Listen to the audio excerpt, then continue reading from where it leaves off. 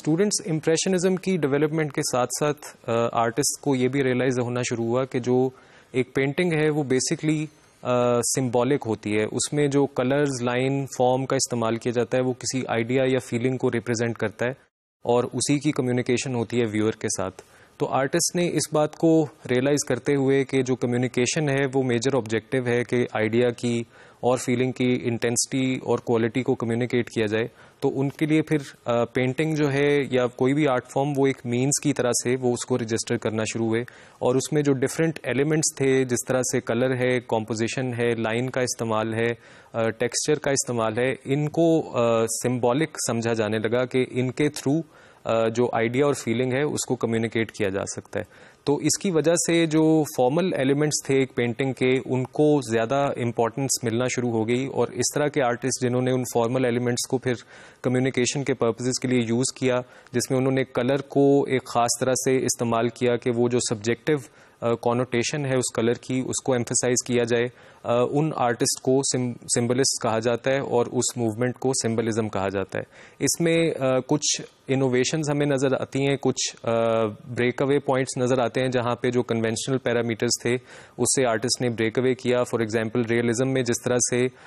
Form को realistic detail में दिखाया जाता था, सिंबलिज्म में उस तरह से रियलिस्टिक डिटेल हमें नज़र नहीं आती, लेकिन जो सब्जेक्ट मैटर है उसमें रियलिस्ट इंक्लिनेशंस हमें नज़र आती हैं। इसी तरह बारोक पीरियड में जो हमें एक ड्रामा नज़र आता है, एक थिएट्रिकलिटी नज़र आती है, एक इंटेंसिटी नज़र आती है, वो भी सिंबलिज्म का फीचर है, लेकिन वो उस रियलिस्टिक डिटेल में नहीं है जो हमें बारोक पीरियड में नज़र आती है। लेकिन बारोक पीरियड के जो थीम्स हैं वो हमें दोबारा से सिंबलिज्म में नज़र आना शुरू होते हैं, जिसमें बिब्लिकल स्टोरीज वगैरह शामिल हैं। इसी तरह जो रोमांटिसिज्म में जो पर्सनल इमोशन को एक्सप्रेस जिस तरह से किया जाता था, जो इंसान का नेचर के साथ रिलेशनशिप और उसकी जो हायर प्लेन्स पे इमोशनल रिस्पॉन्सेज थे उनको एक्सप्रेस किया जाता था, वो भी हमें सिंबलिज्म में नज़र आते हैं। लेकिन जो आर्टिस्ट का एम्फेसिस है वो फॉर्म के ऊपर है, जहाँ पे वो फॉर्म को सिंबॉलिकली इस्तेमाल करते हुए, फॉर्मल एलिमेंट्स को सिंबॉलिकली इस्तेमाल करते हुए एक आइडिया और फीलिंग को कम्युनिकेट करता है। आइए कुछ एग्जाम्पल्स देखते हैं। ये गॉगेन की एक एग्जाम्पल आप देखें जिसमें टाहिटियन जो वुमेन है उनको पोर्ट्रे किया गया है, जो उस वक्त की रूरल लाइफ है। यहाँ पे आप देखें कि फॉर्म जो है वो बहुत सिंप्लीफाइड है, जो कलर का यूजेज है वो बहुत ज़्यादा फ़र्क है। यहाँ पे आपको बहुत ज़्यादा इंपॉर्टेंस नज़र आ रही है कि ऑरेंज कलर को किस तरह से सेंट्रलाइज किया गया है। ये एक बिल्कुल कंट्रास्ट है जो आपको इससे प्रीवियस जो आर्ट मूवमेंट्स हैं उनसे नज़र आता है कि इसमें फॉर्म जो है वो हाईली सिंपल है, लेकिन कलर को इस तरह से इस्तेमाल किया गया है कि उसके थ्रू एक आइडिया को कम्युनिकेट किया जा सके। उसके बाद आप इसमें देखें कि जो लाइन का इस्तेमाल है, आपको फिगर्स जिस तरह से सीटेड नज़र आ रहे हैं वो एक स्ट्रेट लाइन को आप बिल्कुल कैलकुलेट कर सकते हैं कि उस स्ट्रेट लाइन की वजह से कॉम्पोजिशन में आपको एक बैलेंस, एक सिमेट्री नज़र आती है। लेकिन ओवरऑल सिंप्लीफिकेशन जो इस पेंटिंग की है, फॉर्म की सिंप्लीफिकेशन और जो एब्स्ट्रैक्शन फॉर्म की आपको नज़र आती है, उसकी वजह से इसको एज सिम्बॉलिक कंसिडर किया जा सकता है। उसके बाद एडवर्ड मंक की ये आप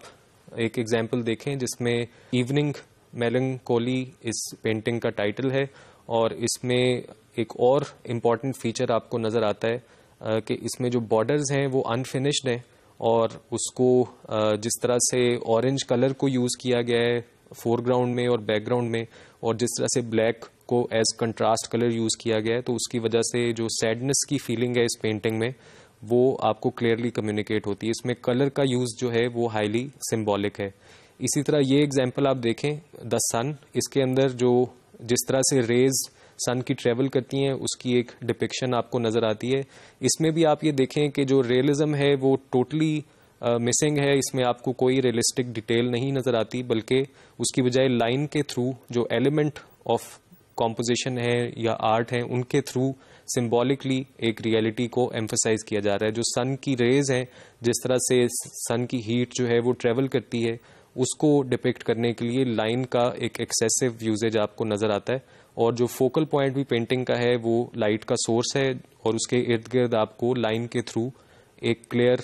कम्युनिकेशन होती नज़र आती है। तो इसको भी एक सिंबॉलिक पेंटिंग कहा जा सकता है। स्टूडेंट सिंबलिज्म की मूवमेंट में जो हमें एक बहुत इंपॉर्टेंट फीचर नज़र आता है वो ये कि आर्टिस्ट को एक डीप रियलाइजेशन होती है कि जो पेंटिंग के फॉर्मल एलिमेंट्स हैं, जो कॉम्पोजिशन में आप लाइन इस्तेमाल करते हैं, शेप, कलर, टेक्सचर, इस तरह के जो एलिमेंट्स हैं उनकी जक्स्टापोजिशन से उनको इन्हेंस करके या उनको एक ख़ास तरह से इस्तेमाल करके